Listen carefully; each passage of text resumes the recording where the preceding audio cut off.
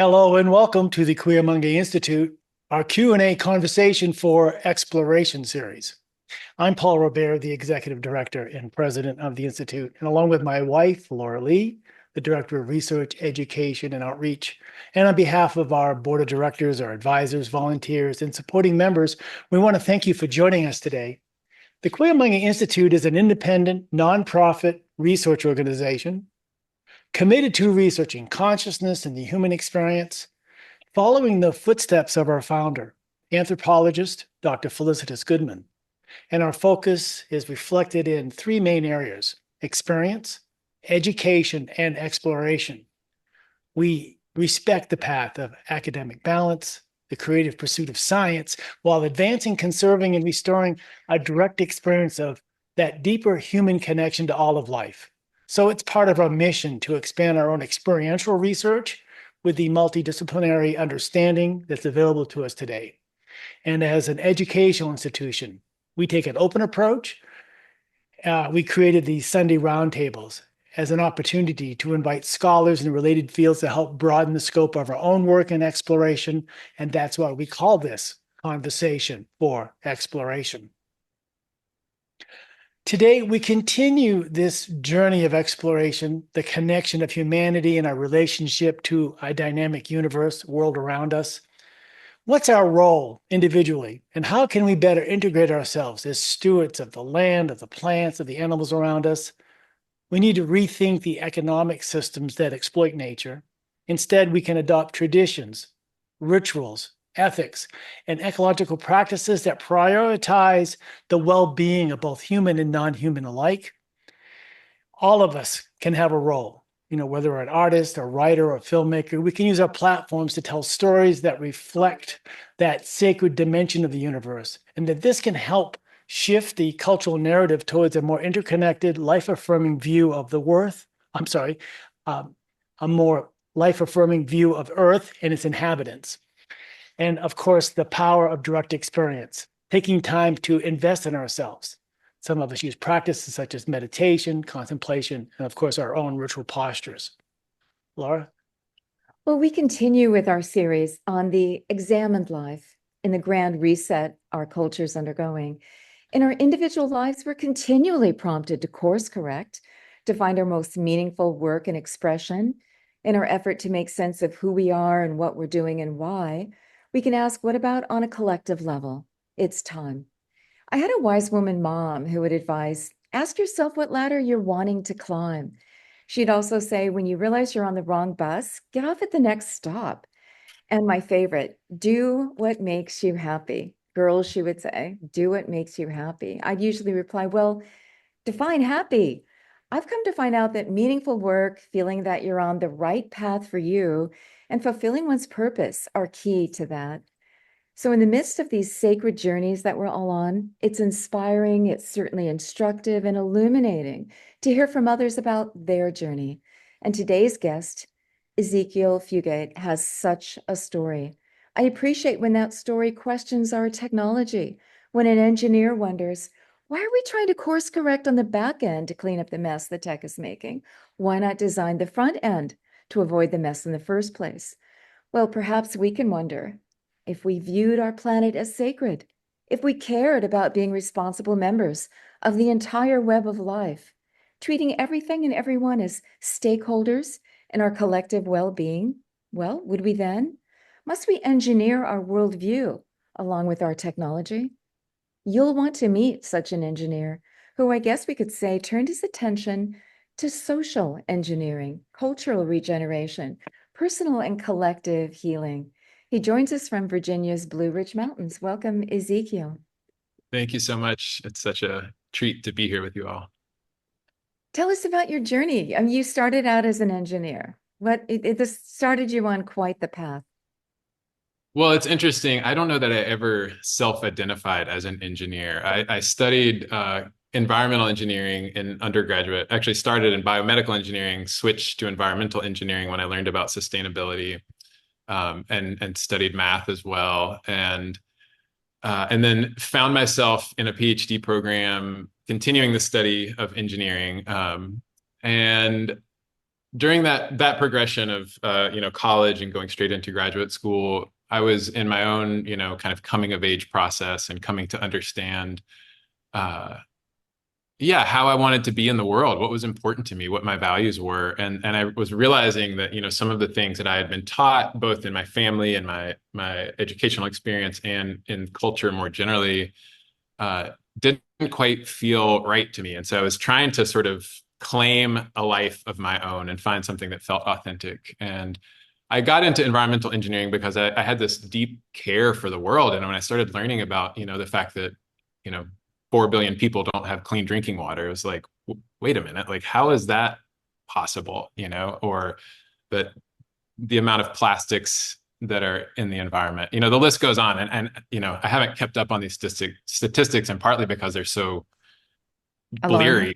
Yeah, they're so alarming. And so I ended up leaving the PhD program that I was in after 3 years, in part because I had this realization that, I'd been put on the sort of science and math trajectory because I had been good at that and I had gotten, affirmation, and it felt like a way to find some validity and worth, but it just did not feel in alignment with what was deeper for me, this sort of deeper concern and care that I had for other people and for myself. And in addition to that, there was this recognition that, I was out sort of trying to save the world with my, some people might call it white savior complex, trying to save the world out there. All the while, I was deeply, deeply suffering inside. I was very out of touch with myself. And so the sort of, I remember, I don't remember exactly when it was, but the recognition that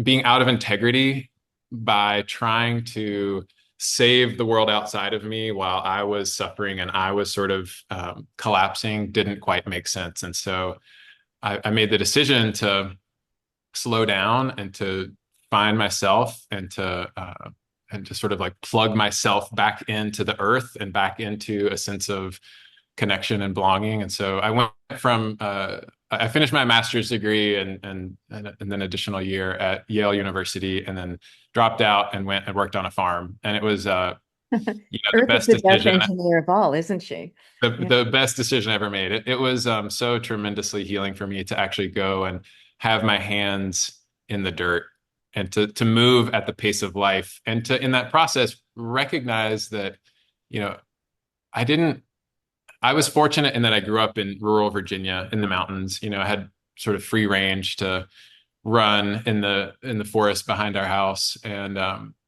but I didn't have anyone mentoring me in that process and telling me, introducing me to these other beings and helping me to deepen and to establish and deepen relationships with these other beings. And so that year of farming, there was a recognition for me that I didn't really know the other beings with whom I shared the land. I was like, I could probably identify a maple tree, and I knew what grass was, but beyond that, there was no sort of intimacy, not even in terms of knowing the names of things, but actually being present to other beings in a way that acknowledged my kinship with them and that acknowledged their power as a teacher, and that acknowledged the reciprocity, that acknowledged the fact that it's not just that like there's humans and there's nature, that we are deeply immersed in this interconnected world in which every breath that we take, we are breathing in the bodies of other beings.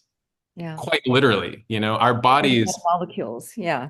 our bodies are taking in the bodies of other beings and creating our own bodies. And in each exhale, we are giving up a small portion of our bodies so that other beings may constitute themselves. And that's one sort of materialistic example. But in that same period, I had the good fortune in my year of farming of connecting with an elder woman who poured sweat lodge ceremony. And she graciously invited me to participate in the ceremony. And it was the first time in my life when someone had said, this earth is sacred in its totality. It's all sacred. And it's all relations. For me in my engineering education, I was trained to see the world as resources, not as relations. And I think that sort of fundamental distinction is, I mean, yeah, there's more to that, but that sort of opening up to that possibility was really, really powerful for me. That was the aha moment. That was the of course moment. Yeah, They that became. was a big moment for me for sure. Yeah. Mm. So And you mentioned the sweat lodge. I mean, that's an indigenous worldview and an indigenous practice. How deeply did you dive into that? yeah, I really appreciate you bringing in the word worldview, Laura, because I didn't have the language at that time, but I've since come to recognize that this idea of worldview and cosmology is integral to our experience of the world. That Foundational. a Yeah. worldview is not just this abstract set of ideas about the world, that our worldview is actually like a membrane that surrounds our entire being, and it dictates the way in which we perceive the world. It structures our minds, it structures the way we see things. Like, for example, what I was saying, it's like to see a tree as a pre-manufactured piece of lumber or a resource, versus seeing a tree as A living being. a living being, a utterly unique living being. Even saying the word tree, like our language is so deceiving in this regard, because we say tree and we can point at something and say tree and we think that we know what we're talking about. But that word is sort of this placeholder that's gesturing toward the living, pulsing dynamism of this being that is, textured in so many ways. And so coming back to your question, for me to sort of slip into this ceremonial community and to have someone holding this other worldview and holding open a possibility for me to sort of, try on those glasses and sort of look around and say like, oh, like I'm related to you and I'm related to you and you're sacred. And I guess that means I'm sacred too. And like, okay, like this is kind of different than what I experienced growing up. You So mentioned mentoring. So Thomas Berry being one of your key mentors, define who he is for many of us. sure. Um, I never had the good fortune of working with Thomas directly. I sort of was mentored by Thomas Berry by proxy. So I'm currently finishing my dissertation with Brian Swim, who worked really closely with Thomas for a number of years. And my wife, actually, I didn't find this out until several years after we were married, but she actually worked with Thomas Berry when she was in college. She had no idea who he was. She was like, oh yeah, he was just this like jolly man who showed up, and this was at an earth sanctuary in North Carolina. So Thomas was a self-described geologian. So as opposed to a theologian, he was ordained as a Passionist priest and was a scholar of world religions. And I heard the story once that, Thomas knew from an early age that he wanted to devote his life to studying, to learning, the sacred stories from different cultures. And he decided that, the only two places that he would have to that in which he would be able to spend the amount of time that he thought he needed to spend studying he would be either incarcerated or he would be a man of the cloth. And so he went into the priesthood. And yeah, so he was a really radical thinker. I mean, some people think of him as sort of a grandfather of the ecological movement. In 1978, he published an essay called The New Story, in which he issued a call for a new worldview that acknowledged our embeddedness in the cosmic process, that acknowledged that from the beginning, the universe has been both a physical, material reality and a psychic, spiritual reality from the beginning. Mm-hmm. And so, and Thomas was, I would say, a student of Pierre Teilhard de Chardin, not directly, but he studied Teilhard's work very closely and was very influenced by his work too, in terms of trying to reconcile the story of evolution with the sacred story of Christianity, but more generally the sacred impulse, I would say, that we can find in any sort of world religion. Mm-hmm. I like the term geologian because that's really earth-centered, right? Planet Earth has a story to tell. This is her story. And it's the spiritual as well as physical.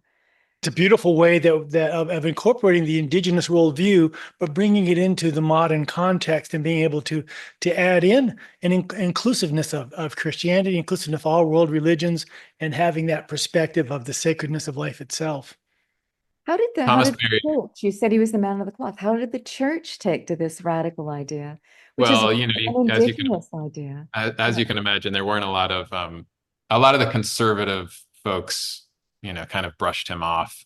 They didn't silence him, fortunately, but um, yeah, he was very much a radical thinker, and he had a deep, deep, deep respect for indigenous traditions and for women as well. You know, women, matriarchal cultures, and for women's rights. And one of the stories that I've seen Thomas reference multiple times comes from Thomas Aquinas, in which I don't remember the exact sort of quote, but he says that, you know, in order for God's full glory to be manifested, it requires the entirety of creation. That you know, it Yes. requires the antelopes and the whales and, you know, the planets and native traditions and We all have an traditions. instrument in this symphony, don't we? Yeah. And that's the beauty of the evolutionary cosmological context, is that it provides, it's not saying that, you know, it's the true story and all of these, you know, other religions are sort of myths. It's saying that it's the context in which these other stories, these other traditions can find themselves and almost reconcile themselves with one another, and see themselves as a unique expression of the whole, of totality. So it seems to me that as an environmental engineer, your initial quest, you've really fulfilled it because you're looking at the biggest picture of all, right? The whole environment is the cosmos. That is our backyard. Yeah. Yeah, I really appreciate that question. I was, in reflecting on the call today, one of the things that I was thinking about was like in a short phrase, that one of the things, like the thing that has been driving me in my adult life, has been this desire to reclaim totality, to Ah, recover a sense of the whole, you know. Um, and just a nod to Pia and her talk next week, I would say that Alfred North Whitehead, as a metaphysician, a philosopher, a scholar, has been really instrumental in helping me to sort of make sense of that in a systematic way. But Thomas, you know, the tradition of Thomas Berry and Pierre Teilhard de Chardin and Brian Swimme and many other thinkers has been similarly impactful for me in doing that work. it's interesting that it came out of a religious tradition, the spiritual tradition. When are we going to have uh, a spiritual sense of everything, do you suppose? When are we going to say our science also is married to our spirituality? I mean, look at Newton. He was looking at God's handiwork to celebrate it, became physics, but it started out as a spiritual quest. So why are those two ever divorced, do you think? And when are they going to get back together? That's a really great point and a really great question. You know, it is important to acknowledge that the Western scientific tradition is absolutely integral, in the sense that the scientists were working to understand God, to understand, like, how is it that God could create such a, you know, majestic Miracle. universe? And somewhere along the way, you know, I'm not the cultural historian to pinpoint the exact moments. Right. I think that, you know, there's some great scholarship on that, but I will say that there was a bifurcation. You know, there's a split, the schism between science on the one hand, as science as studying a universe that is dead, that is materialistic, that is random, that is purposeless, and then religion that is sort of clinging to this sense of, at least in the Western tradition, A patriarchal God. Yeah. a patriarchal God that is transcendent, that lives somewhere else outside of this universe, you know. Right. And so that's Right. sort of how it's come to be reconciled, where you can have sort of, you know, God who's out there somewhere, not in this universe, who's like beyond or outside of. Mhm. And the point is to, you know, sort of be good in this world so you can get there, but this world is ultimately secondary and illusory. And I find that deeply problematic. I find it deeply troubling to say that that we need to sort of split the world in two in that way. And so I think that there are, Teilhard as a sort of preeminent scientist and a Jesuit priest who was deeply devoted to reconciling that tension, offered a synthesis that I think is still entirely relevant. And even Whitehead, who is a mathematician and a mathematician par excellence, in his metaphysical system, God is essential. It doesn't really work without God. I like the new cosmic story in that it redefines God as a living universe. And so right there, you're back to it evolves, it lives, it's conscious, it involves all of us. We are it, it is us. Right there, you've come back to a not a cold, dead universe, a living universe of which we're all stakeholders, we're all part, we're all imbued with That's right. that. I'd like to live in that universe, not the cold, dead one. Yeah. So really, it's about our own shift, isn't it, in our worldview? I think worldview is so central, and that's why have this very conversation. We're trying to move the dial through dialogue. And so I think these conversations are part of that. They're So, so important. I'm so grateful for the work that you all are doing. Just to say one quick thing, which is that, there was life on Earth for about 4 billion years before there were eyeballs. There was the Earth and living beings, and there was a sun showering light onto the Earth, but there were no eyeballs. And then in the last, half a billion years, rather 500 million years, eyeballs emerged. The Earth opened its eyes for the first time. And so yeah. I offer that image to acknowledge that, the dimension of like light has been there, but it took a while for life to respond to that dimension that was there all along, to attune to it. And I think that I would like to propose that we're in a similar moment in which, the story of the universe, the story of the evolving universe has been present for, 14 billion years since the beginning. The story has been here. It's been, It's writing itself. layering, it's been writing itself, but it's only within the last 100 years that we have been cultivating the capacity to attune to that story and to sort of open our symbolic eye to see that story and to make sense of it. And it's just starting to flicker on, and we're just figuring out, what does this mean both for our own individual experience? What does it mean for us collectively? What does it mean for how we relate with other beings? So, Okay, so evolution is evolving with us, through us, and everything else.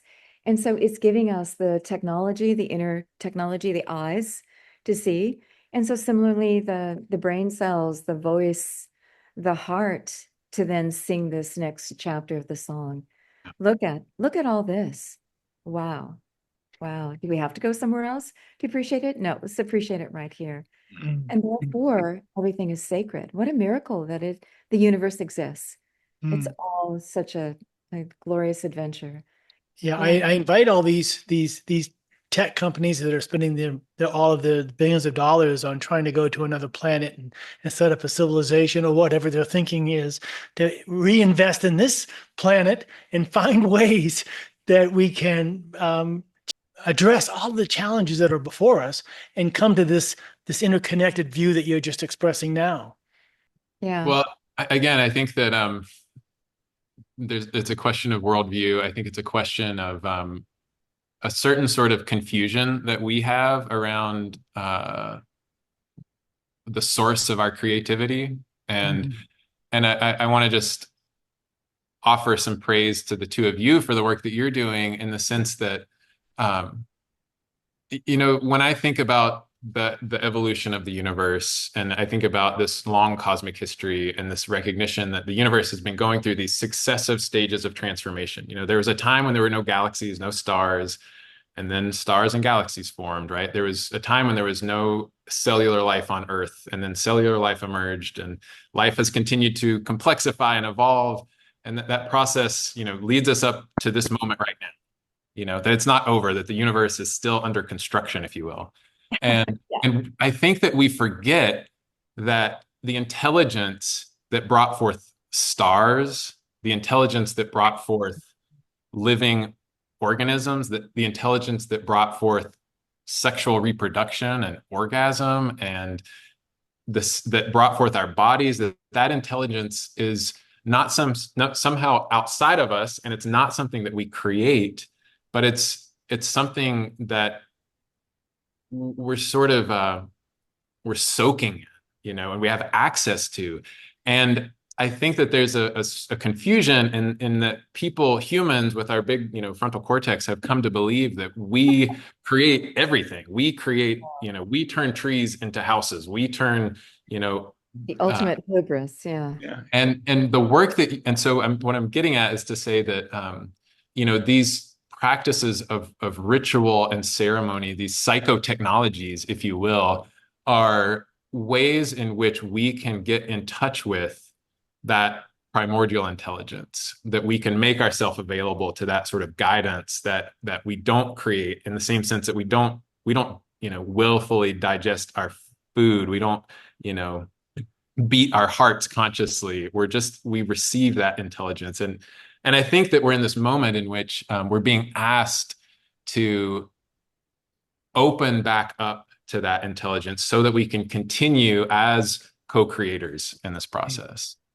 Our technique is a very ancient technique that was inviting the flow, that was saying we have the inner technology, we can open the bandwidth, we can invite that flow and all the intelligence and joy and life force and juice that comes with it, to be instructed to be these responsible members of this web of life, to be part of the circuitry between the cosmos and this planet and ourselves. And it seems like our ancestors in covenant with nature. Go ahead, Paul. And it seems like our ancestors knew this. They knew the power of ritual, the power of taking that time for reflection, taking the power of recognizing the sacredness of every moment and everything around us. It's always been there. Somehow this disconnect in modern civilization is an anomaly. It's something that we've lost, something so dramatic. And so now all of us are here thinking like, we got to find a way to reintegrate that into our lives, and we come up with all these ideas. But ultimately, it's a very simple thing. It's a very simple aspect to life that we can regain that connectedness by taking time for that recognition. I celebrate that it's a very benevolent universe that gives us redundancy, multiple avenues to get there. Yeah. Choose one. Just take the rocket ride.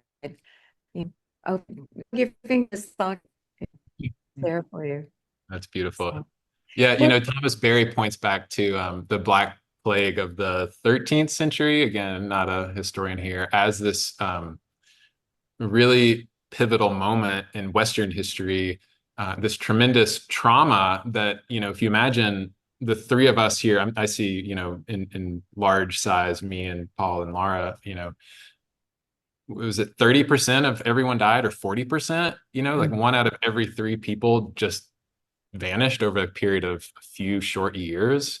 And that the recognition that, like, yes, Earth is mother, Earth provides, that there's this beautiful renewal of seasonal cycles, but holy shit, she's also Shiva. Also the destroyer. That destroyer. Yeah. That destruction is not somehow separate from the creative cosmic process. And so there's this sort of, the collective psyche was deeply traumatized in that moment. And to make sense of that, there was this move in medieval culture to sort of move toward the transcendent, to sort of spurn this world, to control nature as well. You think about that as sort of the genesis of the scientific revolution. But the founder of this institute, the late anthropologist Dr. Felicis Goodman, would explain it this way. She said that from the very long time that we spend as hunter-gatherers, when the earth warmed up and we could actually start growing food, well, then bigger populations. What happens when you have a bigger population? People start to specialize. So whereas these small tribes all had equal access to this psychosphere, to ritual, to plugging in directly with direct experience to this life force, this magic, this enchanted worldview. What happened was people would specialize. So you had the king, you had the priest saying, oh, you can only get there through me. And you had the farmers and the bakers and the artisans and the builders, and the military to defend it all. And so that's where we lost direct access. And from there, we were more controllable. Right. This is a very radical experience to have, is it not? A direct experience of the all. This is a little bit threatening to the worldview that is currently the status quo. So, yeah. So you have a degree, you're earning your degree at the California Institute of Integral Studies. What does that all entail? What do you study there to equip yourself, and for what? Yeah, that's a great question. So I'm in the program that's called Philosophy, Cosmology, and Consciousness. And the program is really a mashup of those three things in this really beautiful form. One of the things, well, I don't know, there's a lot that we study, and there's a lot of different ability to kind of follow your particular interests within the context of that program. In my time there, I was really interested in the experiential learning. So there was a class that Brian used to teach that I'm trying to kind of start teaching, called Nature and Eros. There's a history of Western philosophy. There's a focus on ecology, this sort of this ability to understand conceptually and experientially our embeddedness in the Earth system, our sort of inseparability from Good word. the Earth system. Yeah. So this phrase of integral ecology is, there's a particular specialization in the program called integral ecology. When we had Stephen Martin on, cosmologist within the New Cosmic Story, you asked a very profound question. You said, what's the practical aspects of this whole new story and this worldview? How do we parent better? How do we educate better? How do we live better? How do we contribute to what we're meant to be doing here? How do you find the practicalities? How do you answer that question for yourself? Yeah, I think there's a lot to that. And I think that for me in my own journey, part of my orientation has been this desire for deeper presence, and this desire to be more available in my life, more available to my children, my partner, my friends, my, collaborators, and you all, and so there's a recognition that there's this sort of, one of the bifurcations I think that we end up with is this bifurcation between sort of the inner world and sort of inner healing, and then the outer world and our relationship with the world around us. And I've just had a deep intuition that inner healing is not separate from outer healing. And I'm thinking, it's a big question, and I don't know how to answer it directly, honestly. I think that, part of my practice over the last couple of years, my spiritual practice, has been this attempt to, like I was saying earlier, I gave you like a 10-second snapshot of the universe story. It's like flaring forth, emergence of stars and galaxies, emergence of Earth, emergence of life, evolution of life, this moment right now, it's like, so and to what's position next? What's emerging? Yeah, that's position this moment as the image that I often carry is the crest of a wave that has been unfurling for 14 billion years. That's really what this moment is. This moment rides on a 14 billion year history that sort of streams out behind us, that we're connected to, that, we're all here because we come from a lineage of survivors. And yeah. And so your universe is one verse, one story, one spiral. Yeah. Absolutely. So I think my intuition has been that the more I can hold that reality, that I can foreground that context that usually gets, resides in the background, that the more available I will be to the world around me, the more available I will be to my children, the more available I will be in my work, in my reading and writing, and my conversations.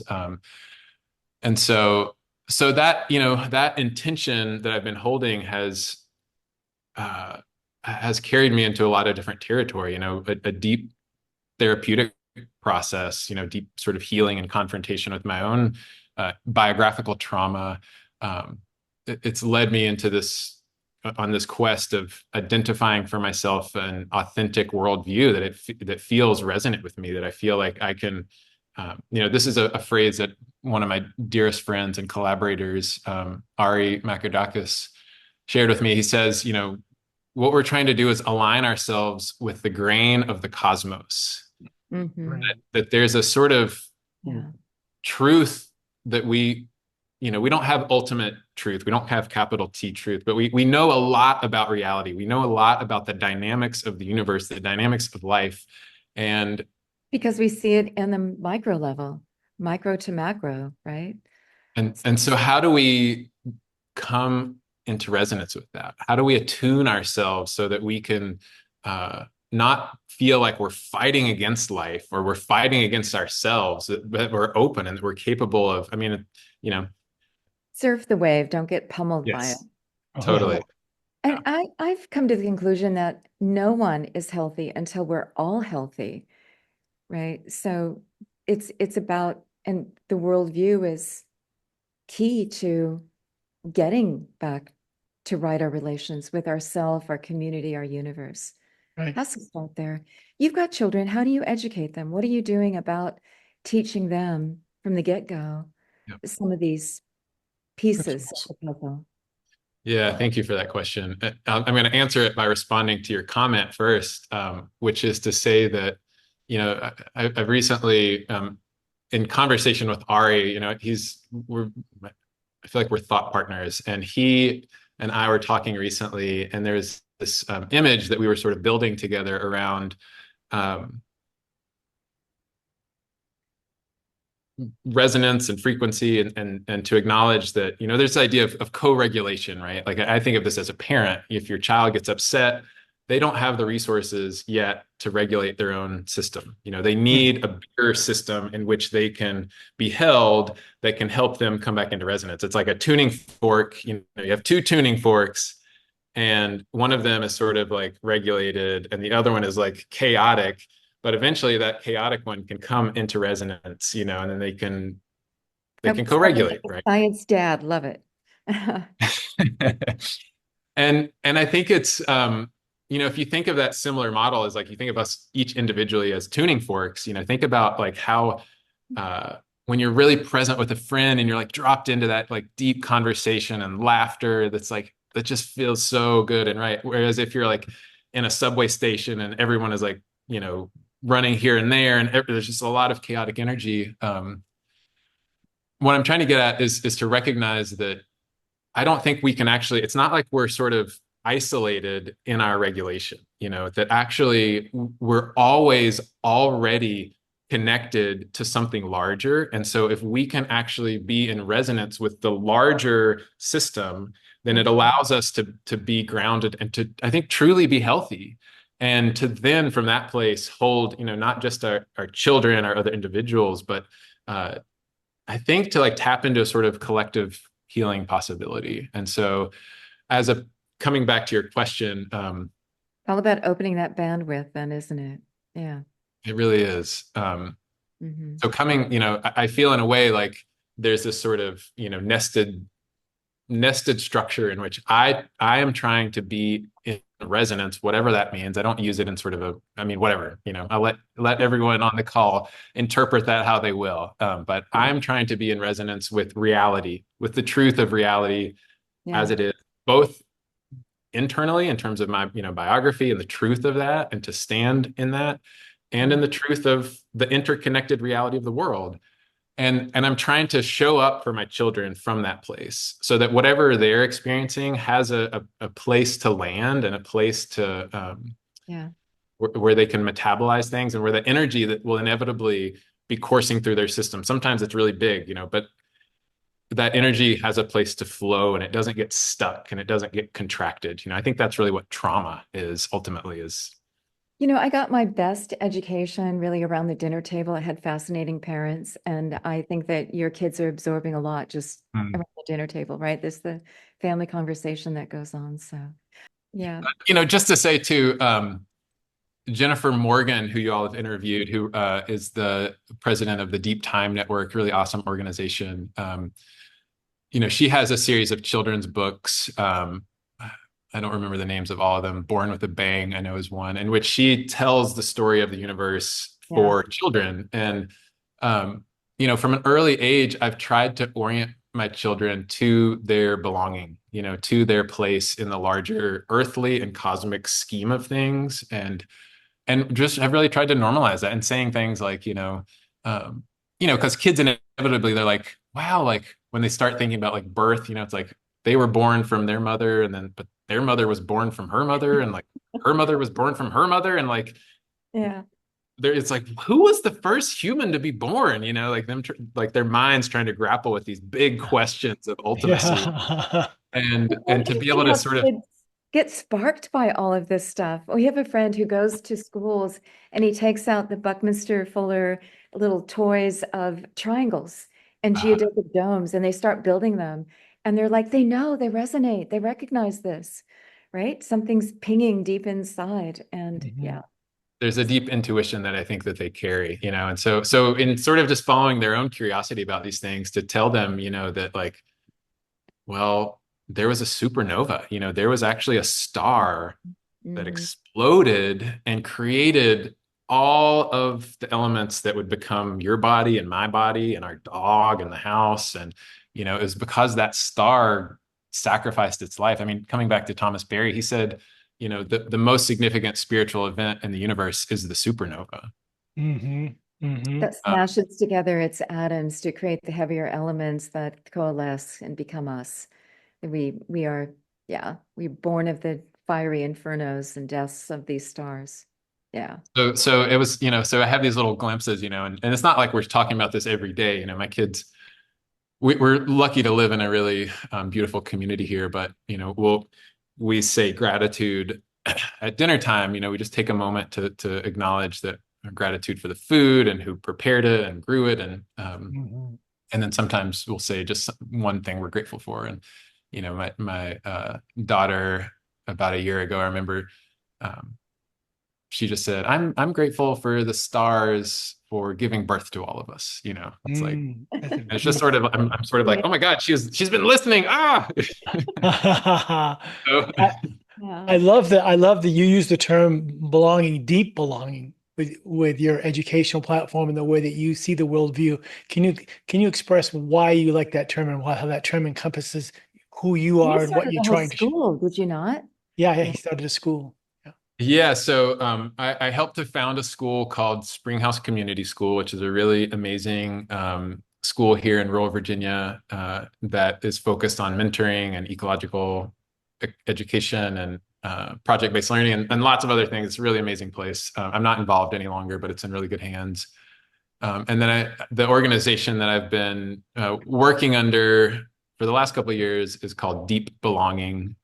And that phrase actually, I'm sure I came across it at some point. I don't know actually, but it came really onto my awareness in a dream.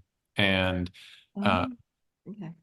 and I woke up from that dream and I was sort of like, oh, like it was just, I don't know, it was one of those things where it just, just sort of clicked. It just sort of knew. And as I've sat with it over the years, I think it gestures towards something that's really essential for me, in terms of this quest for totality, in terms of this, coming back to the fundamental questions of cosmology, which are, what is the nature of the universe or the nature of reality? And what is the nature of my relationship to the universe? Those sort of fundamental questions.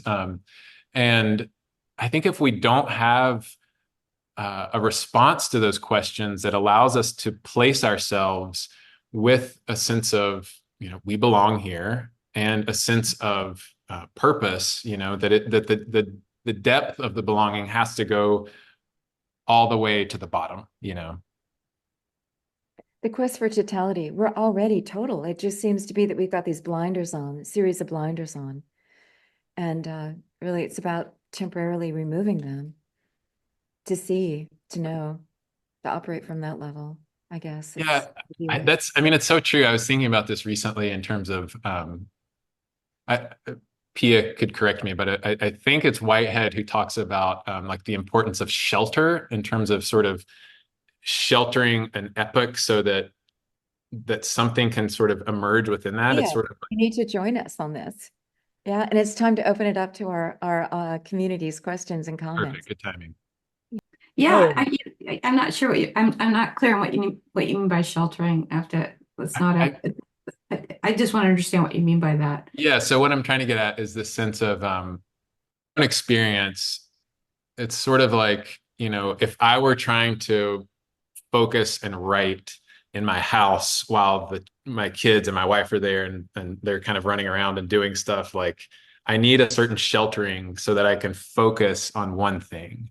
And Okay. similarly, you could say like the ozone layer is a sort of sheltering that allows the earth process to focus so that it can, not be bombarded by all of the radiation from the sun. Like if we were bombarded by all of the radiation, life would not be possible. We need a sort of sheltering from the totality in order for that differentiation to occur. And so I think that, psychically we need a sort of sheltering so that we can awaken to ourselves, but Well, then a we have cell to evolved from a membrane, right? We need the right. membranes. Exactly. That's, life is defined by the presence of a membrane, so it's like there is a sort of something separating it. But if we stop there and we don't plug back into the totality, then I think we're deeply estranged, we're deeply isolated, we're deeply lonely. So Deeply lonely.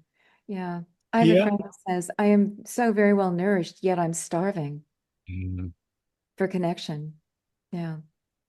So, Yeah, I think if you look at what I'm understanding from this idea of sheltering, what are we sheltering from? Everything's coming in like we're event driven, so everything that's ever happened is coming into my experience from the Big Bang on is actually part of my experience now, part of our collective experience, but which is part of my experience because I'm the center, I'm the center of experience. So I think correct me if I'm wrong, what I'm understanding is like there's just like there's so much of the universe coming in like right and centering right on, as individualized centers, which are also part of the whole, right? Yeah, so we can't take in everything. We it has to be partial, and it's sort of so we individuate by bringing in our own perspective on our experience. So part of that is, yes, physical, like, we're on Earth and we have this protective film around us that's protecting us from too much radiation. But, there's also that idea of like, I put on my earplugs so I don't have to listen to my neighbor's lawnmower. I think there's a matter of becoming aware that there's so much impinging on our experience now that we have to become very conscious yeah. of what we're letting in, and we can create our own barriers. And it's based on a lot of it, I think, as you know, Ezekiel's bit with Whitehead, he talks about it's based on your subjective aim, like what you're trying to do at the moment, allows you to filter what's going to come into your perception. So that's how I took like, yeah, that sheltering. I like that. I don't think I've never heard Whitehead use that, but he might have. I feel like there's some phrase like sheltering of cosmic epochs from Whitehead, but Zipox, yeah. Anyway, I think does that make sense as to what you're trying to get at? Like Like the there's so maternal much coming sense in of that we need to we need to make sure that we're bringing in that which nurtures us and brings in the most is the most relevant to our experience at the Yeah. time. I like this sense of a maternal universe, the goddess at work that knows that she needs to cultivate these little beings and help them grow and protect them, right? A mother doesn't shove her little newborns out into the cold. She's going to protect them and then let them grow and then give them as much leeway as they can handle. So I trust the process. I trust the universe. I trust that we're just growing along at our own pace and that which needs to unfold and emerge is going to, and we're given the opportunity to do so. There are Dynamic. principles and rules that we have to acknowledge and be a part of in order for the goddess, as you refer to it as. How beautifully we are designed in our life Yeah. processes too, is what you're Right. describing, is Yeah. all of it. Yeah. Mhm. What Thank else did you Pete. want to say about today's conversation? Pia, what else do you want to add to this and Ezekiel's story? Well, Yeah. I just want to say, I just sort of sat back and just absorbed it all. I just, Ezekiel, I just find you so beautifully articulate on these ideas, and it was kind of outdoors me. I go, oh, this is so good. Yeah. Just making it relevant, Thomas Berry's work and Teilhard's work and Chris Bryan's work, which we're both involved in, and how beautifully you articulated it for us. There are a couple of things, that stood out, if that's okay. You're talking about the inner and the outer, that they're kind of they're not separate, and that really stood out for me. That's a nice way to sort of think about this idea that we really feel we've so many bifurcations, right? That's a Whitehead word used a lot, bifurcations. The duality of the inside and the outside. And I think maybe even Laura, you mentioned it, to fix the inside, you have to fix the outside, but they're really quite the same thing. And that distinction, that very clear, like, at the end of my skin, that's it. So I think, you opened up a nice conversation around, what is outer and what's inner. And, and then you were talking about the Comment vibration. on that in terms of talking about a membrane around the earth. We have the magnetic shield and we have these protective layers. But one thing that's going on that I don't think a lot of us realize is so many satellites are going into space now by the thousands, from China, from the US, from various, so many that it's threatening, we are told, to obscure our view of the stars with the naked eye in decades to come. And so children growing up may not be able to see the stars that we see. We already don't see all the stars that our ancestors could see from light pollution, unless you really go to a dark sky location. And so it's interesting to me how that inner journey, that inner vision, is really going to be a key factor for our navigation, for our future. I think the more shields, the more layers we put around ourselves, we need to develop that inner vision, talking about inner and outer. But go ahead, Pia. Just wanted to add that. Well, yeah, I mean, that's good. I just wanted to know, we were talking just about this, about the shielding, because you were talking about, resonance and vibrations, and how when dealing with your children's activities or your children's behavior, Ezekiel, you're talking about, being able to bring them into a resonance, and just thinking about their energy or their behavior as reflecting some energy that is out of resonance. I just got goosebumps about that, because it's such a great way to go beyond you're just being bad and you have to do it a certain way. It's sort of like, why are you behaving like this? What happened today? What is, you came in from school and you're like, you're all over the place, instead of saying, no, at home we do this and you have to use your inside voice or whatever. I just thought it was such a great way of expressing, you're out of resonance, with what's going on in the family. So how are we going to bring this together? And we have a responsibility to one another. It's not just like you're bad, you're an individual, but like, how do we sort of hold this together? And what I've found is that my capacity to tolerate what is real and true for them is correlated with the extent to which I'm paying attention to myself, and that I'm feeling connected with something larger than myself. Mm-hmm. Wow. Well said. Mhm. Yeah. Yeah. I think hugs just help as well, don't they? Hugs are Mhm. usually a good thing. Yeah. What, That's one of the you know, rewards, work together, right? Yeah. So, I was going to say, one Paul, of the rewards of this kind of conversation, and especially here in the United States right now, with the political system, every ad on television, everything in the news, everything on every kind of media platform is bombarding us either with perspectives and negative conversations and whatever. We're trying to find some kind of reconnection to it, be empowered. We want to be a part of something, but yet the outer system is sort of distracting as hell right now, and it's not much you feel like you can participate in other than the power to vote. But other than that, the entire thing is just all over the place. So I feel like this is one of the most important conversations we can have.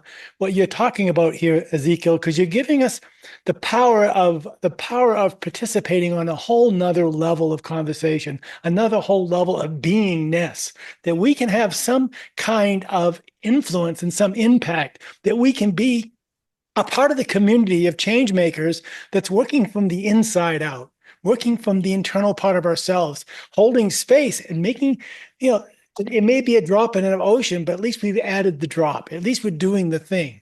So I think that gives us hope.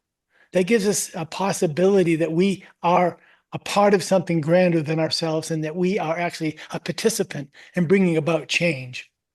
and that's our direct experience that we are, what tuning fork are we aligning with? What tuning Mm, fork are we tuning into? mm. Yeah. So beautifully said, Paul. Thank you for that. I feel like yeah, there's like three different directions I want to respond to, but just to say that uh well, I'll just offer this anecdote from Carl Jung. It's his story of the rainmaker, which he picked up from his colleague who translated, I think it was the first English translation of the I Ching. And the story of the rainmaker goes that there's this village in China, and they had been in this terrible drought for years. And finally, out of desperation, they pooled their resources and found this man, this man who had a reputation of being a rainmaker, to come and help them. And so the man comes, and he sort of takes the inventory, and he asks for a cabin, and he asks for food to be brought each day, but otherwise he asks to be left alone. So he goes to his cabin, closes the blinds, closes the door, and for 3 days they don't hear anything from him. And then on the third day, the clouds descend and the precipitation falls, and he emerges from his hut, and the villagers are rejoicing, and they say, how did you do this? How? And his response was that he said, when I came to this village, it was out of order. And so I became out of order. And so I needed to go and get myself back into order. And that's what I did. Mm, mm. Oh, that very ancient idea that human affairs affect nature and nature affects human affairs. We see it in Shakespeare a lot. Yeah. Midsummer's Night's Dreams. Oh, the fairy king and queen are arguing. Therefore, all human relations are crazy. Let's put it back. Yeah, that very old idea. Yeah.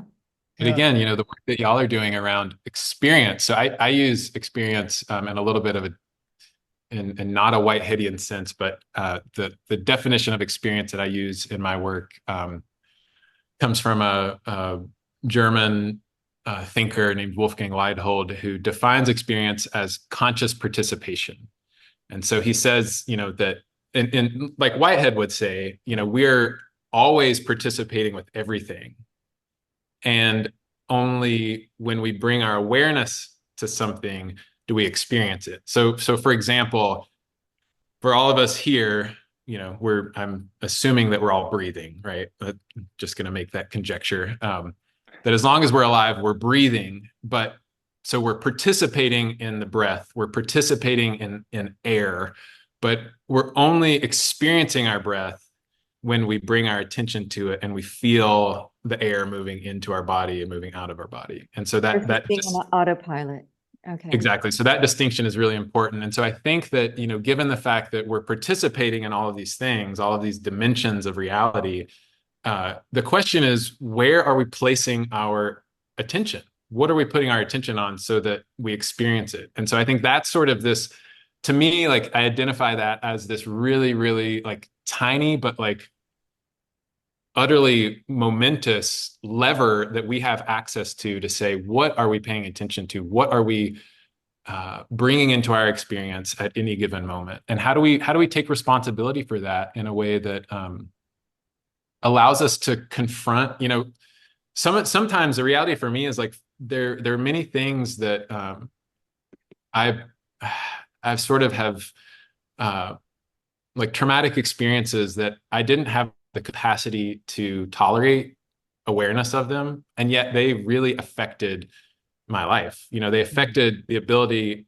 to sort of give my attention to certain things, and gradually the process of coming to love and accept myself, and doing that work on a daily basis, that has enabled me to give my awareness to these accumulated energies in my body from traumatic events in my life, and to re-experience them, or to experience them as they are alive and well now, and to in that way actually metabolize them and move them through, so that I have more ability to bring my experience, bring my attention elsewhere. Because when we have this sort of accumulation of energy that's sort of, oh, we can't experience that, we can't bring our attention there, then we're sort of constricted, and we have a very limited range of what we actually can experience. But like you were saying, Laura, to be able to open that reducing valve back up, it's really, really And the healing forces. It's interesting to me is medicine is about kill the cancer, kill the microbes, kill, bomb it with chemicals and all of this. What about the alternative? And I appreciate alternative medicine for this. What about creating a healing environment for what you want to grow to flourish? Right. So again, a worldview. I mean, both are needed, Right. but they're at war here in our culture. Why can't we just have all systems firing for our collective well-being? Why can't we have access to all of that? Yeah. It's not the technology in and of itself that is good or bad. It's the context in which it's deployed. So Yeah. like antidepressants are a great example, where it's like, I think they're not good or bad. I think the question is, what is the context in which they're being used? And if the context is saying, you don't actually have to confront the reality, the inner reality, like you don't ever have to do that. You just have to take this thing that will give you a certain Chemical reaction. Yeah. chemical reaction. I think that is a really limited perspective on what it means to be a human, a whole human. You miss out somehow. Yeah. Or that one system is the only system, where we have multiple systems. So I'm reminded about Paul going into, had sore here. People would call it carpal tunnel. He went to a chiropractor who went, click, no more carpal tunnel. I'm like, how many people are getting cut and surgery when another knowledgeable expert could have corrected that in a very non-invasive way? There's just multiple avenues to reach a goal. Right. No one Those solution fits situations. all. I'm like, Well, I wanted to acknowledge Pia. Thank you, Pia, for your input. And also I wanted to say that Pia is going to be our guest next week. We're going to go deeper. So this conversation really is kind of like laying a foundation to continue the conversation. And prior to this, we had great conversations with Brian Swim on our YouTube channel, Monica Duras Bowles talking about the noosphere. We talked about cosmogenesis. So we've had a full spectrum of this. Is like building one on another. It's like it's a full spectrum, a full course schedule we're going through, getting more and more familiar with the terminology, but also being more and more. Story. Yeah. Go ahead, Laura. I said unfolding the new cosmic story. Exactly. That's the format. So anyway, thank you, Pia, and we'll look forward to next week. Yeah, no, thank you so much for doing all this, and for just having various people talk about this new way of being in the universe, feeling the universe is so important. So I'm happy just sort of to bring my own contribution, my own perspective, my own contribution next week, and definitely so many things align with what Ezekiel's saying today. So it's just couldn't be more excited. Yeah, Perfect. I What did love that. Whitehead say about love in the universe? What was that one short quote? Can you end with? She's not. We'll get it next week. We'll get it next. All right. Thank you so much, Pia. So Yeah, questions, comments, raise your hand. I appreciate right. that. So Well, I mean, and like I said, this is a continuing story. And for us, we have one person that's an advisory on our advisory committee, Brian Tucker, who's continuing looking at research and in multiple organizations, talking about this impact of global collective consciousness, that all of these little dots on the planet, all of a sudden there's an interconnectedness that's happening. So through this kind of conversation that Ezekiel's bringing to us today, we have this opportunity to integrate ourselves as stewards of the land, the planets, the animals, all that's around us, but also that in connecting with all of humanity in a new way, a new profound way.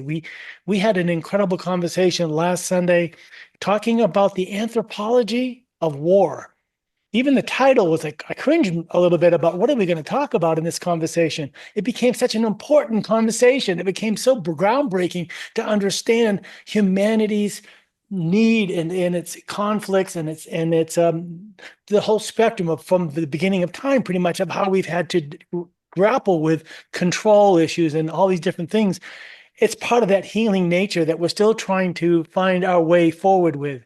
And so I think that that topic and this topic tie in together beautifully. It's something that I would invite all of you to go back and listen to that conversation as well, as we keep building this spectrum of understanding our role of humanity on this planet, and the opportunity for us individually to be a participant. I mean, I think that's what I keep coming back to in what we're doing with this institute. And what we're trying to do is just, encourage ourselves personally, Laura and myself, but everybody around us who would like to join on that journey as being a participant, and not just someone who's sitting back and just watching, but be someone that wants to be, I can do something about this. I can be a part of something. So anyway, Ezekiel, that's where I see the work that you're doing and the conversations that you're triggering here, as a part of that grand story, that we need to be reminded that we are connected, that we are stardust. I was just listening to someone the other day. They said, "Yeah, I know it was an Aboriginal person that was doing a lecture, and they said, "Yeah, we are Stardust, not Starbucks." And so, yeah. okay. Beautiful. Just a quick response to that. And I'd love if anyone has any questions or comments to hear from folks.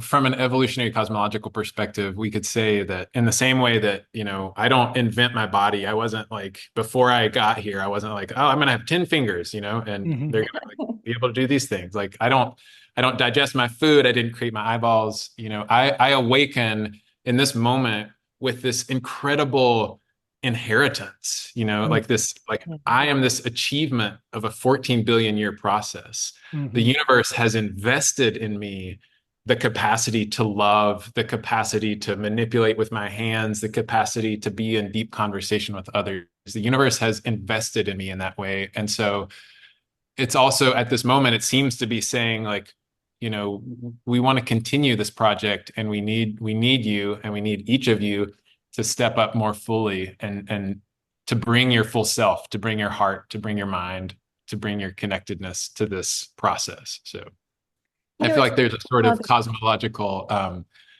sanctioning, or a cosmological commissioning that is happening right now, in which we're all being asked to participate, as you're saying, Paul. But look at how the suicide rate is accelerating, and how much despair there is out there.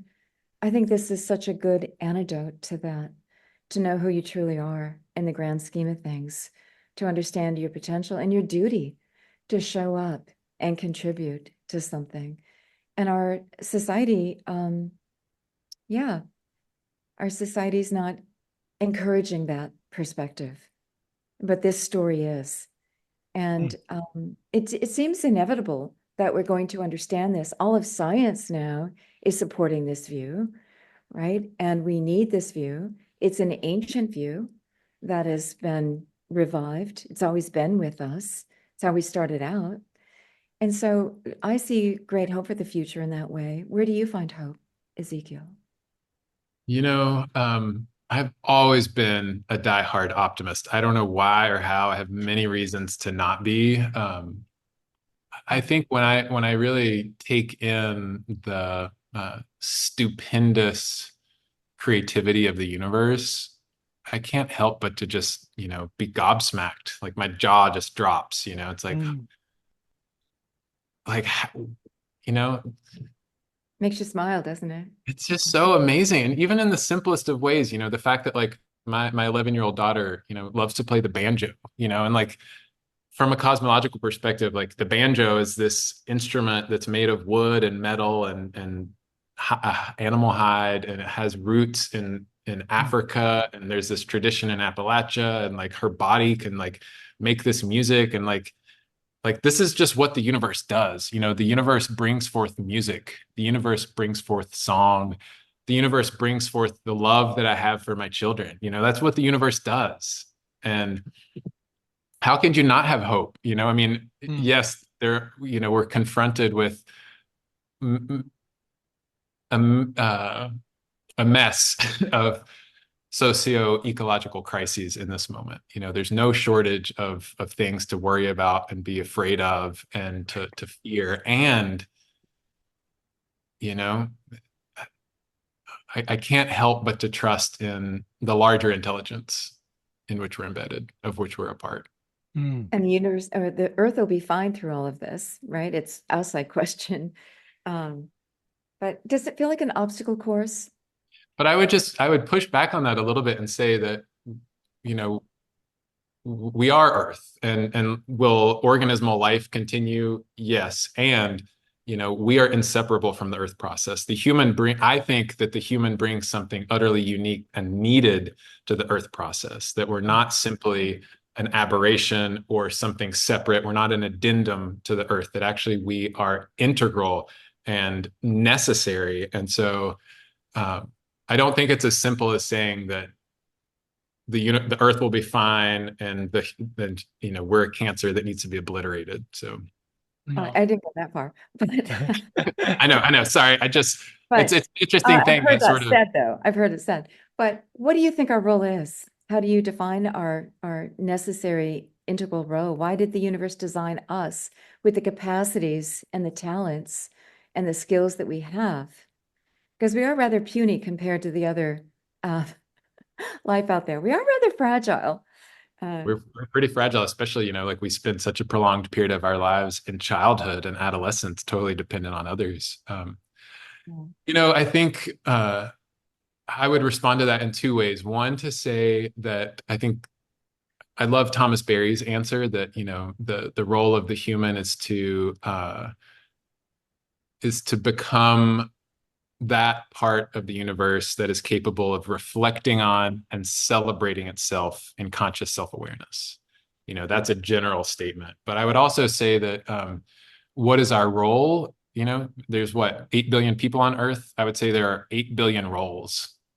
That actually there's no sort of generalized answer to that question, that actually we each are being tasked with identifying and inhabiting our utterly unique role. And I really believe that that's possible. And I really believe that, there are many systems that are stacked against that right now, politically, socioeconomically, et cetera. But Right.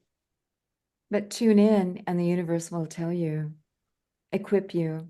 I mean, all of our skills are on loan from the universe, I think.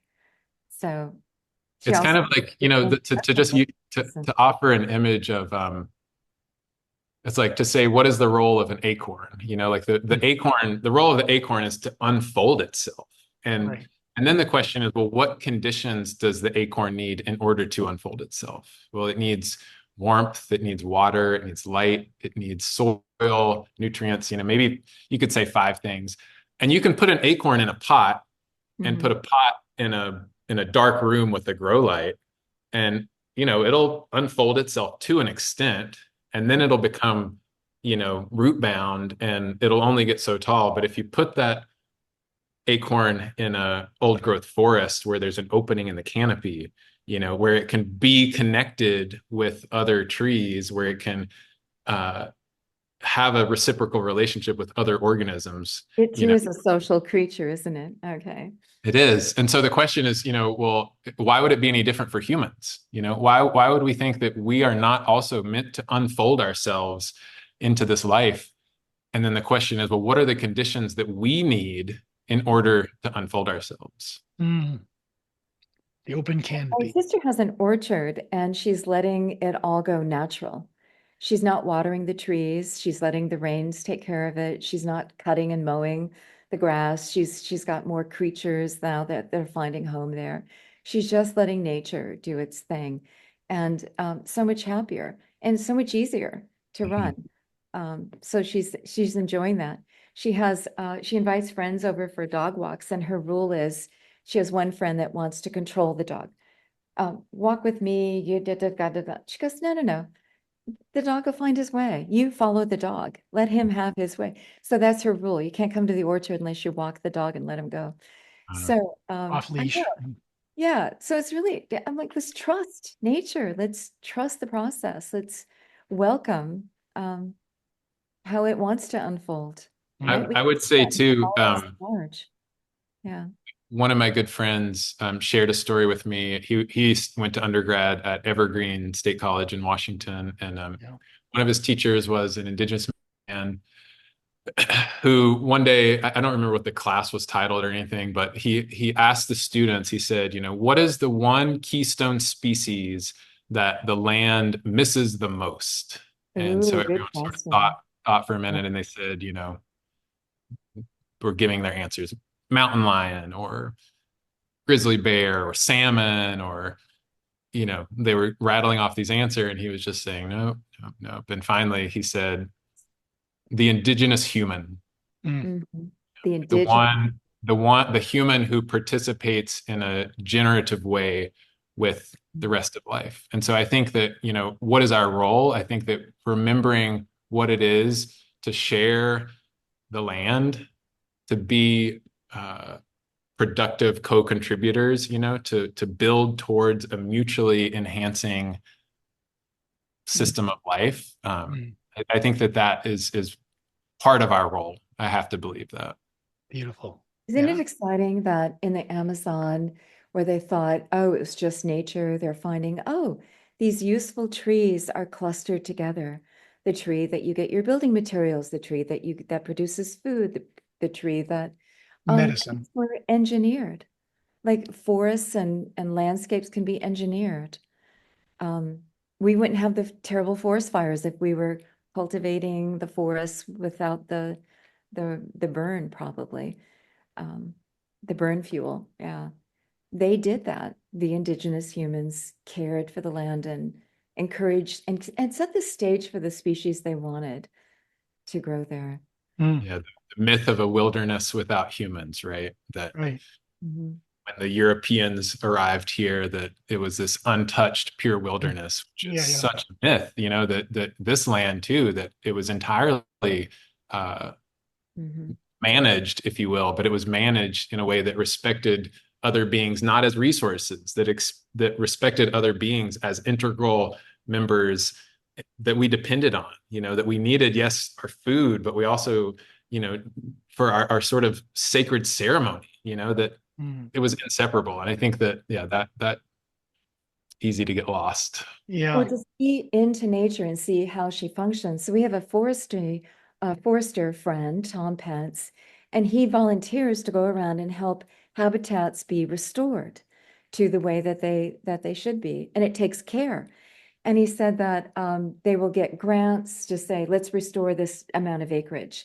And the people writing the grants writing the grants will go, well, we want all these trees to be girded so that it goes to pasture land, and we want this and we want that. And he's part of the team that goes out there as a forester who's spent decades doing this.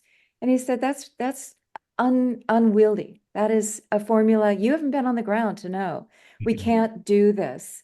But what we can do, so he's rewriting the books and they're listening. He's rewriting the grants to say, this is what we actually can do. And he said, you know, you can even stack a log, that you can take lengths of log that you can actually pick up, stack them in a triangle, and that will become a habitat for decay, for moss, for insects, for it to break down, a tree to break down and then nurture the next generation, because it's going to retain its moisture, it's going to be housing, it's going to be and function like this. And so so I'm thinking, wow, to really see what's going on and to really assist that, we need to be the midwives, do we not? For nature processes to nature will take care of itself. And I have a lot of friends that are eschewing medicine and saying, hey, I just need a good night's sleep. And I need to nurture myself from the inside out and the outside in, and, you know, let the body heal itself. I have women friends that are washing their face with water now. I don't need the chemicals. You know, let's go back to the gentle ways that we can. Or a combination of both. Yeah. Intelligent, yeah, the ways. So it's like a whole there's a whole underground movement here going on, and it's really exciting to see. It is. where It's this really it's flickering on. It's starting to happen, and yeah, I mean, I think that this idea of, you know, we humans have this is maybe another getting at your question of what is our role, you know, our capacity for imagination, our capacity to sort of look at something and be like, oh, what if we like moved those stones and brought some wood and created a temple, you know, that we have the ability to imagine something and then bring it to manifest it. And that power that we have, I think, has to come back into alignment with exactly what you're saying, the needs of the larger system in which we're embedded. You know, what would it look like to have an architecture that considered the need for the animals that are displaced when a building is built to have some sort of habitat, maybe on the exterior of the building, you know, to like include some birdhouses at the very least. You know, it's such a minimal sort of gesture, but what a radical concept that the house is not just for you, you know, that the house is not just the sole protection of the human, but it's actually could be this space in which other life could flourish. It's one of my teachers, you know, says everything that we do is a disturbance. And the question is the disturbance degenerative or is it regenerative? You know, if we're gonna like on my land here, where not my land, the land where I live, there's a spring, and you know, the spring burbles up from the ground and then trickles down into this little valley. And I thought, oh, like I kind of want to dig a little pond. And so I dug this little, you know, like 7 or 8 foot diameter pond in which I'm like disrupting the ground. You know, I'm shoveling the dirt, but it filled up with water. And within like 2 or 3 months, you know, there were 10,000 tadpoles in it. Yeah. You know, and all of these plants that hadn't been here on this part of the land before that I had seen, at least. So Yeah. My sister has this photograph of a woodchuck, and it's just looking at her with its little hands there, looking rather human, a stance on its hind legs, and it's talking to her. And she captured this photo. I said, "Tell me that story." And she said there was she used to live in Sun Valley, and there was a fire sweeping through and came quite close to her house.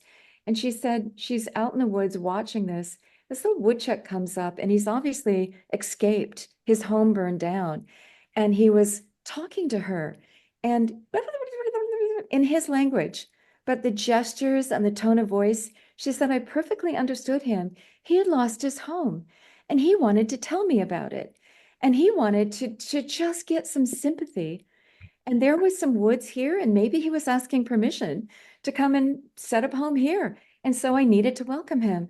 But there was an etiquette here, I'm thinking, of 2 creatures saying, hey, I'm displaced. Can I come and, you know, give me some, acknowledgement. And I said, what a beautiful exchange that we can have if we pay attention really to. beautiful. And there was ritual involved. My ritualist mind goes, there's a ritual involved of coming and asking permission and being welcomed and finding a new home. And maybe that's also we need to participate in the ritual. We have these long-standing covenants with the other realms, as Goodman would say, our mentor. would say. And we have these indigenous pathways that have been set up of longstanding. Mm. And it is one of our duties that we signed up for to participate again and keep them alive. Like the Australian Aborigines would keep the song lines alive. We need to tell the stories of the land, tell the stories of our connection, be the liaisons between the heaven and the earth. Sign up, step up for Mother Earth, Yeah.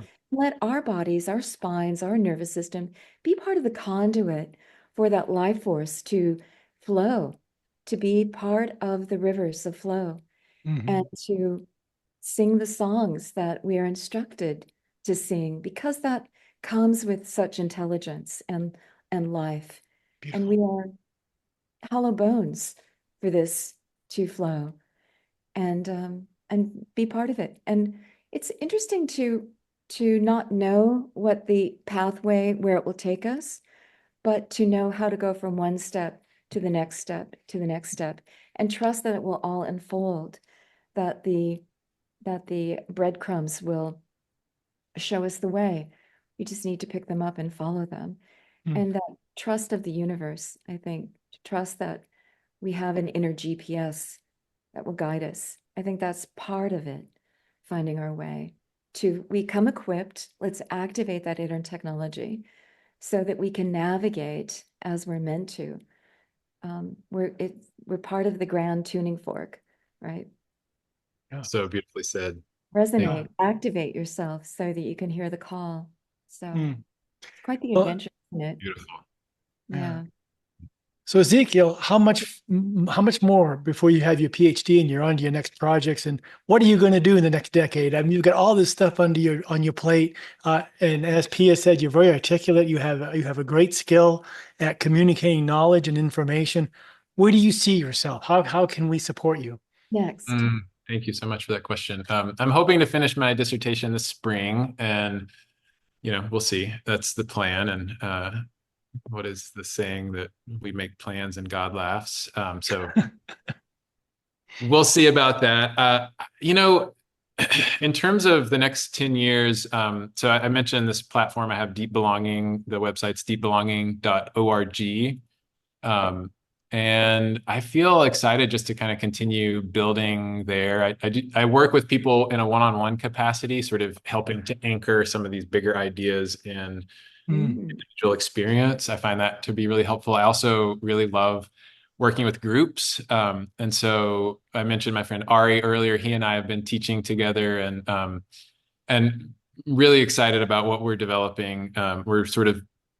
We've taught a couple of courses, and we're excited to be developing some follow-ons to those that include some in-person components on land, so that that can really have that component. I'm gonna keep, like Laura was saying, I'm gonna just keep trusting, because I just don't know. I feel called to certain things, but ultimately I don't know where the road's gonna take me. So Yeah. I'm excited. I'm sort of like, oh, I wonder what's going to happen. I know Pia wants to raise her hand again too. Yeah.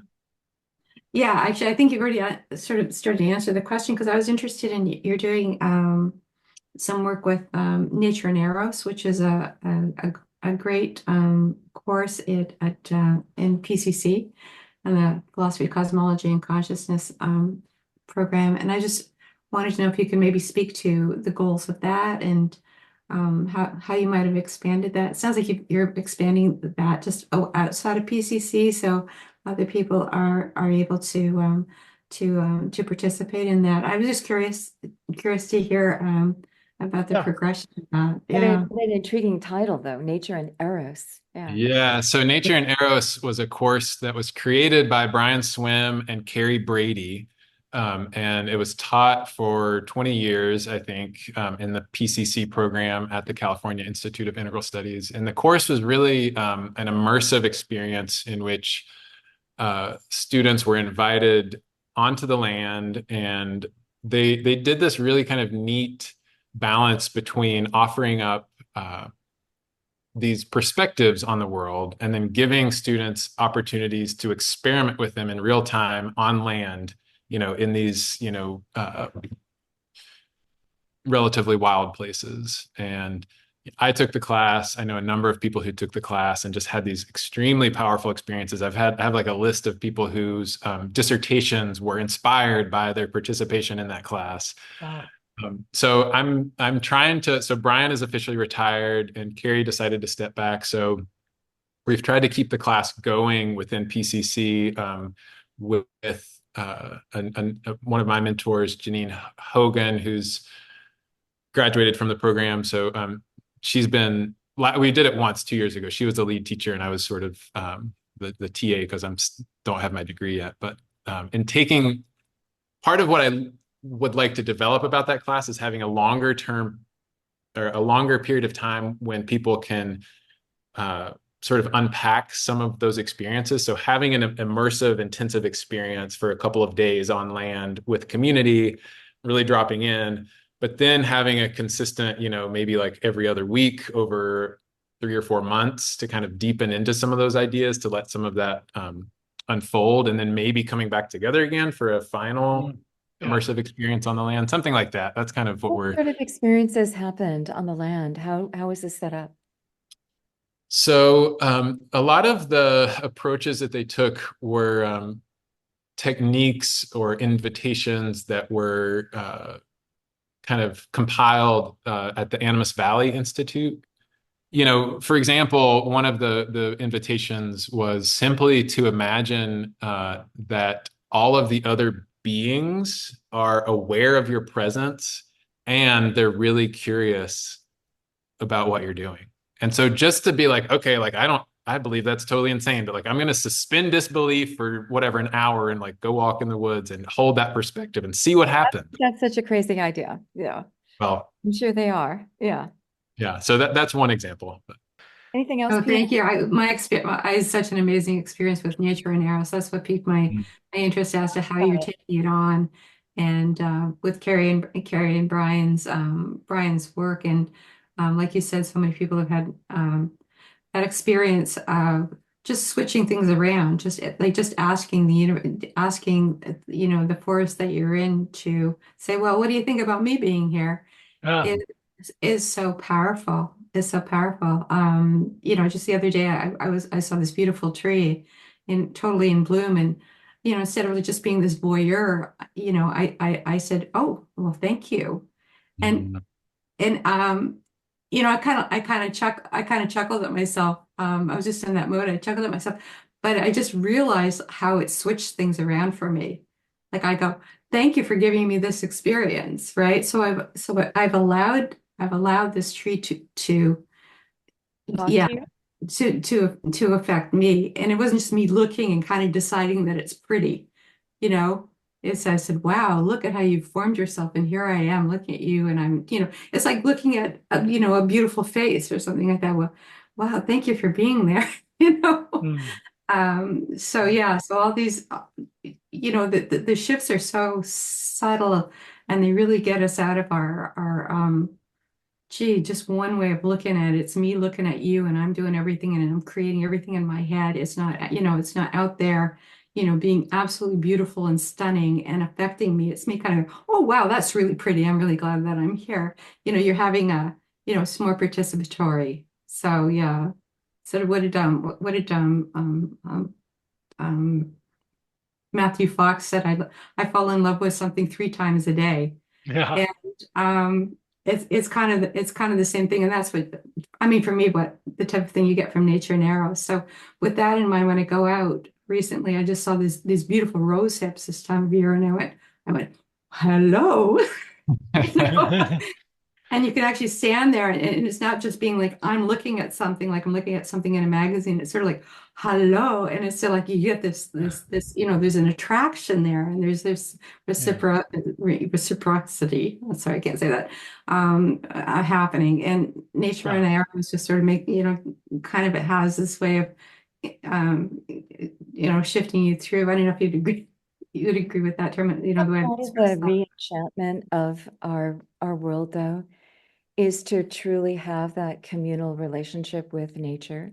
And I know in our work that shows up so vividly. And we see a lot of animal spirits in a visionary way. Yeah. And sometimes those animal spirits will invite you to merge with them.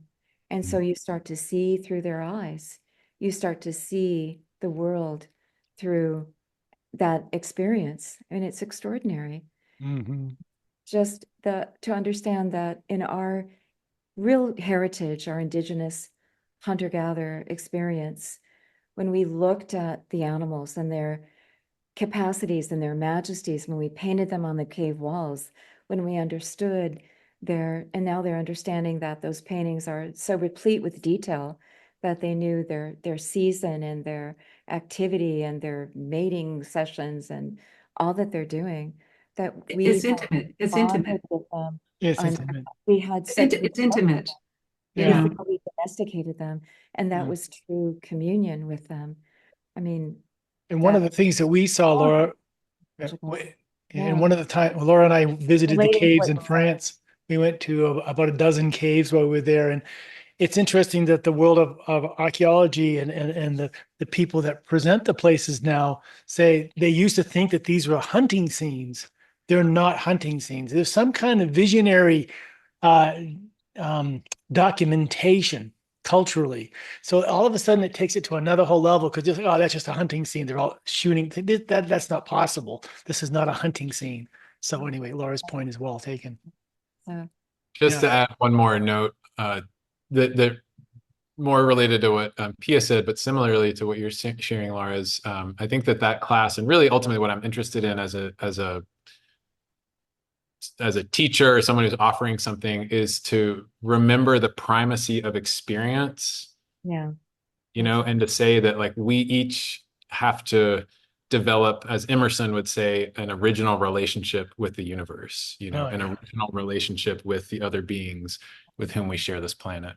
And so I think that those experiences in which we can sort of, step out of our normal patterns and disrupt our normal ways of thinking and being, and actually be like, oh yeah, what does it mean to actually be in conversation with Mhm. Rose, Yeah. to just like be present to that, and to in the same way that, like, at a family reunion, you show up at a family reunion and you're going to be seen, you're going to be present in those conversations. I mean, you might have like troubled family history and all that, but my point is that if you're just walking down the street and you sort of have your blinders on, you're not going to stop and say hello and introduce yourself. And so it's like, what is it like to recognize that, this whole world is kind of like a family reunion? It's like we're always at a Thank family you. reunion. We're all engaged in the family. Ah. We did this interesting thought exercise with a plant where several of us went and looked at a plant. We didn't know what it was. And we're asking it, are you medicine? And medicine for what? And some of us got a tickle in our throat, and some of us coughed, and some of us just said, oh, it's for respiratory, it's for throat. We looked it up later, and yes, indeed, it told us. But it was Wow. funny. We're like, oh, those medicine people, that's how they were doing this. Yeah. Right? That's how, you really tune into something like Mm. that. Like it's in dialogue with us. The whole universe is talking with us. I agree with you, Pia. It wants to be seen. That Yeah. woodchuck wanted to be seen and Mm. understood. So if we just pay attention and all those, yeah, can we teach those creatures to speak English? No, but we can learn their language. Mhm. We can drop down into a wavelength of true exchange and be in communication with Right. them. Right. We can do it in an inner visionary way. We can do it Mm. in an outer observational way. We can expand our bandwidth. Yeah. I think that the indigenous ancestors had so many capacities. We still have the same physiology. We Well, we have. have them, but yeah. Are we going to awaken it? Like Mm. Dr. Goodwin would talk about an anthropologist she knew talking with, again, an Australian Aboriginal, talking and carrying on a perfectly fine conversation, but he was indicating that he was in touch with beings of far distant realms, relatives, human and non-human, and he was in dialogue with much more. She would say that they could walk through doorways of consciousness like you and I walk through our physical doorways. They were expert navigators. Can we awaken those capacities once again? I think we can. We are Mm. gifted with this amazing inner technology. These physical bodies of ours are gifts beyond measure. So Yeah, I think we've relegated this idea of feeling sense to relegated it to, I don't know, I'm trying to think of the right word for that, but the status of our feeling sense. And really that's if you get Whiteheadian, which I don't need to bring up now, but Whiteheadian is like everything is at the level of feeling. And so that's why his work sort of aligns with a lot of what the work that you're doing is channeling back into what we've lost, or what we just don't pay attention to. I'm not sure if we've lost it, we just don't pay attention to it because we're always thinking, like the thoughts, the ideas, that's where it's happening. Oh my gosh, look at all these things we built and look how smart we are. Yeah. But what really connects us at a really deep level is the universe feels itself. And so we are feeling creatures, like in everything, everything's feeling and connecting, like feeling each other, feeling into each other. And I think it's there, is that so we've sort of lost the we let our intellects lost the override. consciousness of it. And so maybe the evolution of consciousness, I was just think what you were saying, Ezekiel, the evolution of consciousness is becoming more conscious of what we're not conscious of, or what we've lost. And that's, the evolution is like a wider and wider conscious or awareness. Exactly. Yeah. And the rich sensory experiences that we can have on an inner and outer level. Oh my gosh. Yeah. And what activates it. Thank you, Pia. I'm going to have David Hicks also has his hand up as well. Hi, David. Going to add your question and comments. How are you? Mine is comment, not question. Sorry, I got a cold, so hopefully I won't break out into a coughing fit here. So a lot of conversation about, Laura talked about the spirit animals and Ezekiel talked about the fossil record of when eyes came into being and so forth. And it just reminded me, I wanted to share how at one of your guys' ecstatic trance sessions up in King County, I got to experience the perceptions of 3 different insect species. And the one of interest was a grub underground with no eyes, and yet I was amazed at how much I could tell of what was around in my environment. I could hear things, I could sense what other movement was going on and what kind of species it was and whether it was friend or enemy. I also got to experience what a bee sees in my garden. And the view of an insect is not that blurry stuff that you see in the movies. It was just immensely precise and colorful and so forth. The third one was the gnats that you see at dusk. And they're swarming, and that's their purpose for life, I was told, was to join the dance of the universe. And there was music going on that humans can't hear that they were hearing and dancing to. Thank you. And that also reminds me of, and I don't know what author it was. It may have been the guy that wrote The Secrets of the Soil, but he was some author. Yeah. Some author I was reading during that era when I was reading that stuff talked about how the plants at night were picking up energies from the stars that we don't even realize they can pick up, because there's these different radiation frequencies that the plants pick up that enhances their growth even more so than, in conjunction with the sun's radiation upon them and such. And so there's just so much that we don't understand or recognize in our view. In our arrogance, we think we're the only magical beings around. Yeah. And your last comment, David, really ties in with what Laura mentioned earlier, where the astronomers are telling us that right now, with the amount of satellites being put up into space, we're going to lose star energy. We're going to be losing some of that. It's going to be blocked out. We're going to lose not only the visual aspect of it, but you're putting out a subtler aspect to it, which I don't hear that in conversations, but that is an important point you're making. And that is that the energy of the stars and their relationship to life around us and what that means, we don't know the delicacy of all of that. So that's an intriguing point to bring up. Or those little dung beetles, how are they going to align themselves to the Milky Way in Right. terms of where they Yeah.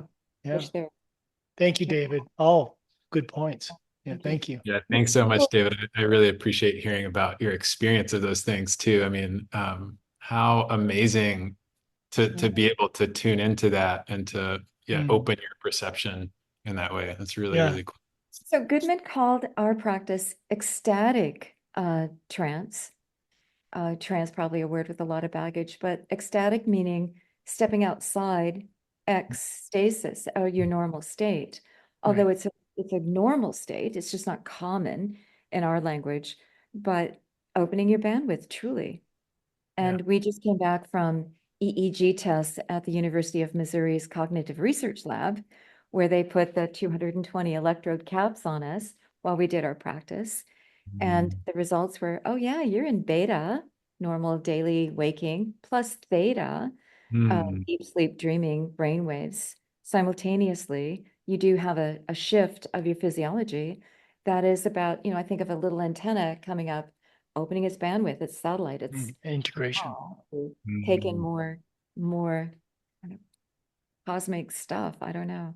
I mean, think about a dog and its millions of receptor sites in its nose and what they're picking up. What kind of mental picture are they creating?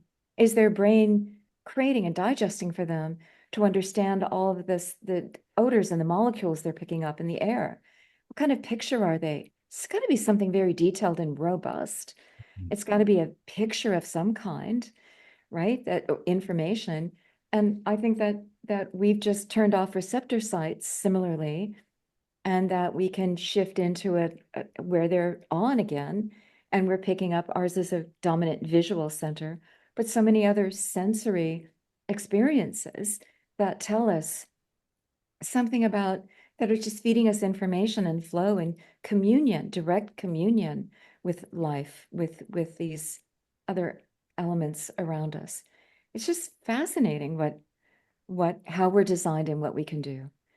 And Yeah, I so love that. I remember when I was younger hearing a story about someone who, I don't remember if they had been born without sight or if they had lost their sight later in life, but they didn't have sight, and so but they wanted to ride a bicycle, and so they learned to ride a bicycle by making clicking noises and listening, basically echolocating as they were riding a bicycle. And it's like, wow, like, to think that we could do something like that, let alone something like, what you're saying in terms of putting up the satellite dish and attuning to, what else is out there. The human brain is, the human organism in its entirety is pretty incredible. Thank you.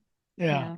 Spectacular. Well, gosh, we've reached the end of the time here, Ezekiel, but I really love this idea of co-creating communities of deep belonging, that we can all work together in ways that helps bringing about a belonging sense of our relationship to Earth, to the cosmos, and to one another, to all of life that surrounds us. These are the kinds of important conversations that need to be happening, and people like yourselves that are guiding lights of holding space and continuing these kinds of conversations are so important. And so we want to thank you today for all that you've brought to the table, and a lot for us to digest. Thank you so much. It's been such an honor to be with you all today. Yeah. Kids are now not going to college, right? Because they're saying, oh, well, what do I need it for? What do I want to create this huge debt for? And what am I being equipped to do? But I have to hand it to the California Institute of Integral Studies to actually put a curriculum together that may be equipping us in such important ways for the future, and to welcome this new story of what the cosmos is, our role in it. This is the lifelong quest of humanity, I think, is to right our relations with ourself. That's such a sacred task, with one another and with the universe at large, and to really find our way then, right? We've been at this for millennia. And now if the universe is evolving to say, hey, step it up and sing this song, join in the chorus of the music of the spheres. What do we pick up your instruments, everyone, and sing along with it? Listen to all of the voices that are there. Honor all of life. It's now, because we depend so much on the scientific worldview, being validated by the sciences. I was appreciative of Stephen Martin a couple weeks ago saying, hey, look at the cosmology now and what it's saying.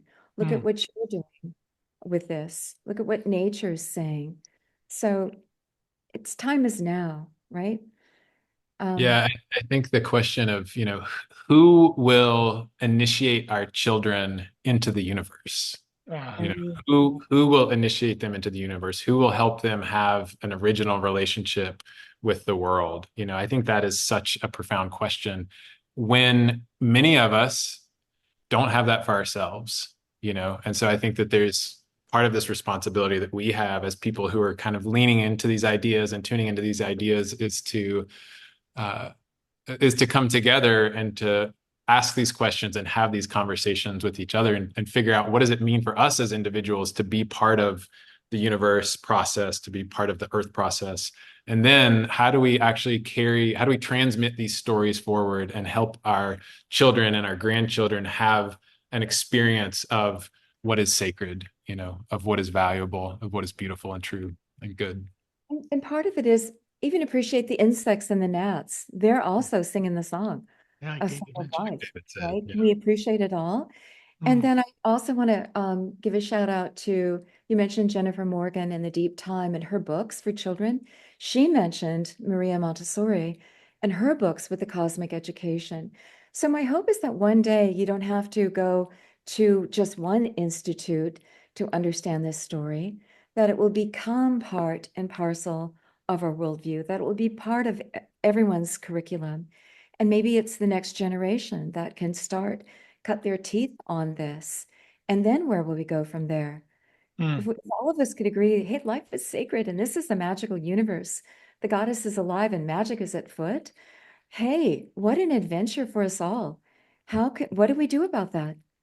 How do Yeah. we live and thrive and help one another? How do we have joy in our life? What does it mean to be alive? So I'm hopeful for the future generations that that's the legacy we can pass on to them. It was once passed on to us. We just dropped the ball. But as a friend of mine who's juggling many balls in her life says, it's okay to drop a ball. Just pick it up.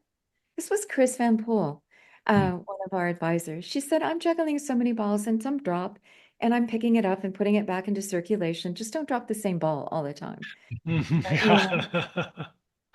This was one that Well, was dropped way too long. Let's all pick it up and put it back into play. It's who we are in the grand scheme of things. Thank you, Ezekiel, for your work. yeah, thank you both again for the work that you're doing to create a space for these conversations to happen and to hold open these doorways, these invitations for people to have these experiences, not to necessarily get caught up in the theories, but to drop in and have the experiences themselves. Really, really appreciate and admire the work you're I doing. think they both go hand in hand. Yeah, absolutely. I guess Well, it's kind of our form of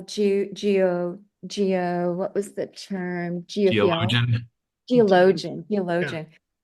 It's our contribution to that, because our premise is we have this inner technology, flip it on, turn it on, see where it can take you, and honor the fact that we have physical bodies, that we're on a physical planet. There's some magic here that we haven't touched yet. And so this physical universe is such a magical womb of creation. And look what we have here to embody it, to enjoy it, to imbibe it, right? To be part of the flow. So if we can honor Mother Earth, we can honor women, we can honor our physicality. It has a spiritual dimension. It is an avenue to the spiritual experience. and the conversation continues. See you next Sunday so we can hear what Pia has to offer and bring to the table. It's going to be fun. We don't have the California Institute of Integral Studies here, but we got all their teachers. Yeah, we didn't have to pay a course fee. This is great. Yeah, that's the ticket. Yeah. All right. Bye. Bye bye.